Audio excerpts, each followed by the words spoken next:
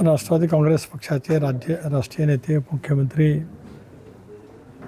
रायगडवरती ज्यांनी विशेष प्रेम केले ते स्वर्गीय दादांना रायगडमधला आजचा माझा विजय माझ्या सर्व सहकारी आदिती अनिकेतच्या वतीने मी त्या ठिकाणी समर्पित करतो. चांगलं असं यश आम्हाला रायगडला जनतेने या ठिकाणी मिळालं. काही जागा फार कमी फरकाने त्या ठिकाणी दुर्दैवाने पराजित झाल्या, परंतु जे आडाखे बांधले होते त्या पद्धतीने आम्हाला जनतेने आमच्या मनामध्ये पदरामध्ये यश टाकलं.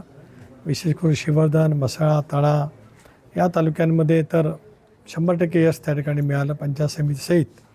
आणि मग रोहा तालुका असेल, कर्जत तालुक्यामध्ये तर आपण पाहिलं एक अभूतपूर्व असं यश कर्जत तालुक्यातल्या जनतेने राष्ट्रवादी काँग्रेस पक्ष आणि आम्ही जी परिवर्तन आघाडी केली होती 6 पैकी 6 जिल्हा परिषदच्या आणि 12 पैकी 10 पंचायत समितीच्या इतक्या जागांच्यावरती अभूतपूर्व असं यश सुधाकर घारे असतील, नितीन सावंत असतील यांच्या नेतृत्वावरती विश्वास टाकत कर्जत तालुक्याला जनतेने दिलेला आहे.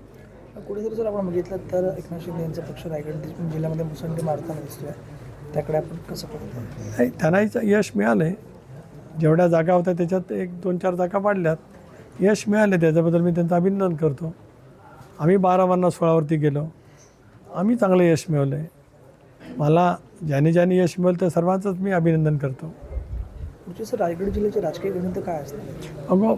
राष्ट्रवादी काँग्रेस पक्ष आणि भारतीय जनता पक्षाने निवडणूक एकत्रितपणाने लढवली आहे, त्यामुळे पुढच्या कालावधीमध्ये आम्ही एकत्रित राहू.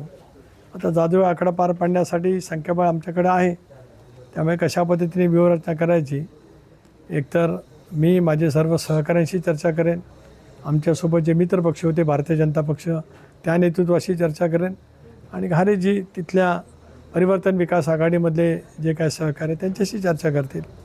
दादांची कुठे उणीव भासली? निश्चितच दादा नाहीत हेच अजून मनाला पटू शकत नाही. दादांची प्रचंड उणीव भासते आहे क्षणाक्षणाला, पदोपदी.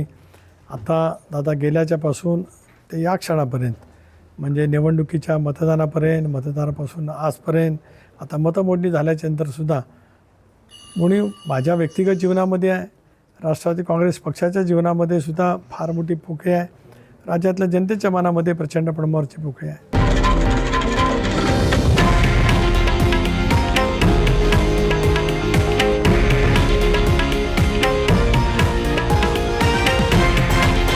हे आहे देशातील नंबर 1 न्यूज नेटवर्क आणि आपण पाहत आहात TV9 मराठी, एकमेव.